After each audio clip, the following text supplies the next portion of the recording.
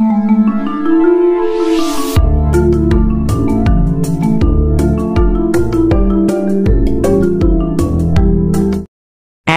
এক শিয়াল খুব চালাকভাবে নারকেল চাষ করার সিদ্ধান্ত নিল।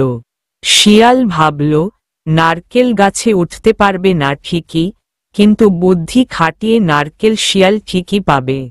শিয়াল একদিন বনের বাচ্চা গরিলাকে ডেকে বলল, তুমি তো গাছে খুব ভালো উঠতে পারো, আমরা দুইজন মিলে একসঙ্গে নারকেল চাষ করি। আমি মাটিতে তৈরি করব আর তুমি গাছে উঠে নারকেল পারবে। গরিলা শিয়ালের কথা শুনে রাজি হয়ে গেল। শিয়াল ও গরিলা দুইজন মিলে নারকেল গাছ লাগাল। নারকেল গাছগুলি ধীরে ধীরে বড় হতে লাগল। এক সময় নারকেল গাছে অনেক ফল ধরল। শিয়াল গরিলাকে বলল, তুমি গাছে ওঠো আর নারকেল পেড়ে আমাকে দাও, আমরা দুইজন মিলে ভাগ করে নেব। গরিলা গাছে উঠতে এবং একের পর এক নারকেল পেড়ে শিয়ালকে দিতে লাগল। কিন্তু শিয়াল প্রতিবারই গরিলাকে বলে, এটা তো এখনো কাঁচা, আর একটা দাও।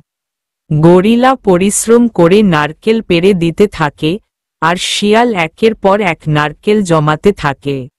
শেষে গরিলা খুব ক্লান্ত হয়ে শিয়ালকে বলল, সব নারকেলই তো পেড়ে দিলাম, এবার তো আমাদের খাওয়া উচিত।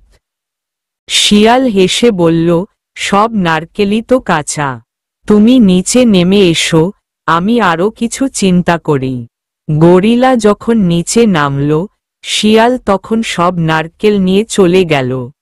গরিলা তখন বুঝল যে শিয়াল তাকে বোকা বানিয়েছে, কিন্তু তখন আর কিছু করার ছিল না।